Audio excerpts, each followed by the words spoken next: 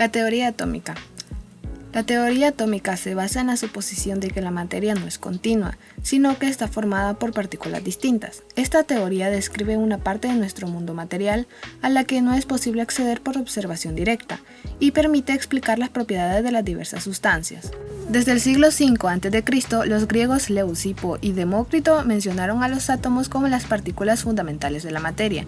Debido a sus diminutas dimensiones, no es posible observar un átomo a simple vista, por lo que se han propuesto diversos modelos que han sido parte de la evolución de la teoría atómica. La primera teoría atómica moderna fue formada por el químico inglés John Dalton, quien propuso que la materia estaba constituida por pequeñas partículas indivisibles llamadas átomos. Dalton trató de explicar las leyes empíricas de la química, deducidas hasta ese momento, la ley de la conservación de la materia y la ley de las proporciones definidas, una de las leyes ponderales que explicaba la composición de las sustancias. Descubrimiento de las partículas subatómicas. En la antigua Grecia, Tales de Mileto observó la atracción de pequeñas partículas al frotar un trozo de ámbar. Siglos después, Gilbert comprobó la electrización por frotamiento de varias sustancias, que permitió a Faraday en sus experimentos sobre la electrólisis descubrir la relación entre la electricidad y la materia. Joseph Thomson estableció que los rayos catódicos estaban formados por partículas negativas, más pequeñas que el átomo de hidrógeno, denominadas electrones. Su carga es de menos 1.602 por 10 a la menos 19 coulombios y su masa de 9.11 por 10 a la menos 28 gramos, establecida por Thomson y Robert Millikan. Eugene Goldstein modificó los tubos de descarga incorporando un cátodo perforado permitiendo el paso de nuevos haces de radiación provenientes del ánodo con carga positiva, constituidos por partículas que se bautizaron como protones.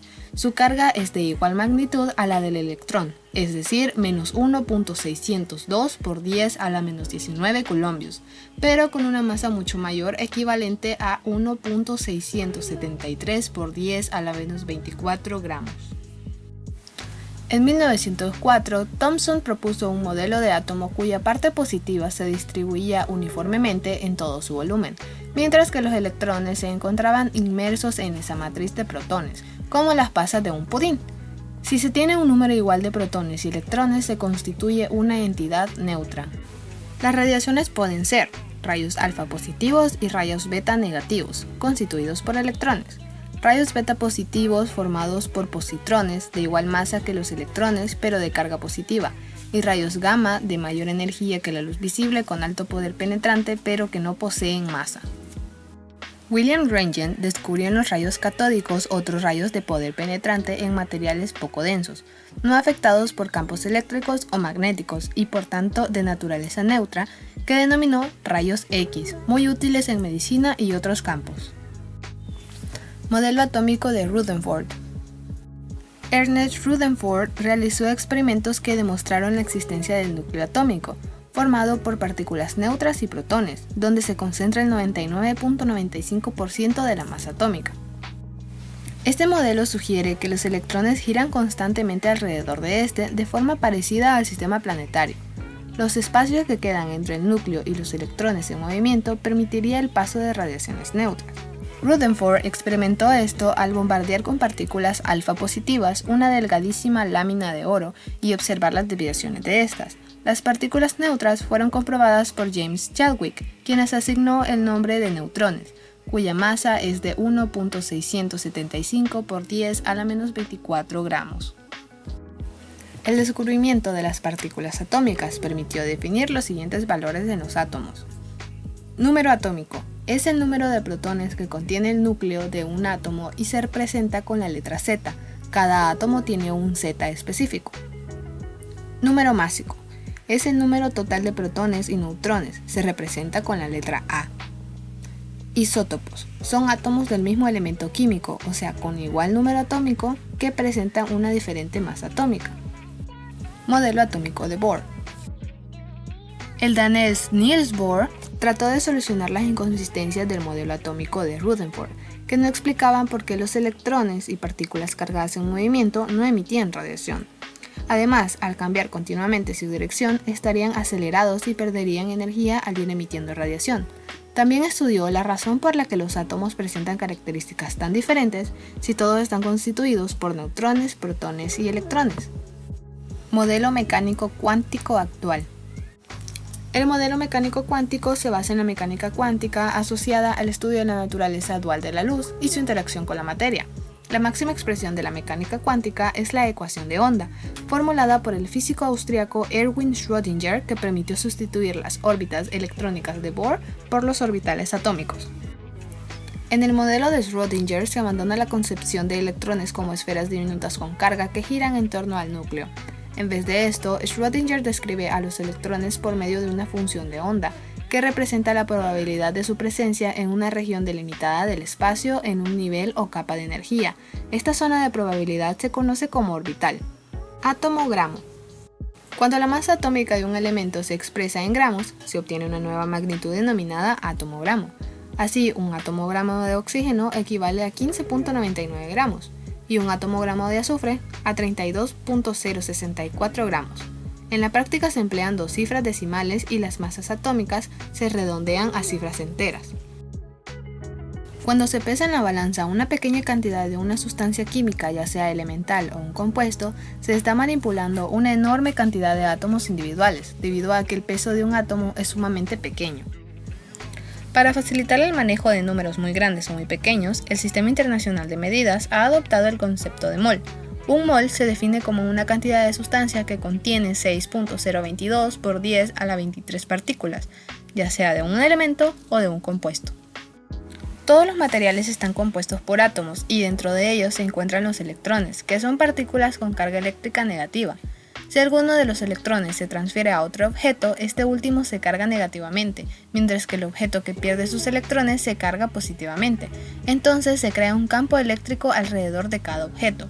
Cuando a un átomo se le suministra energía, los electrones de su capa externa se excitan y pueden saltar desde su estado fundamental hacia niveles de energía mayores.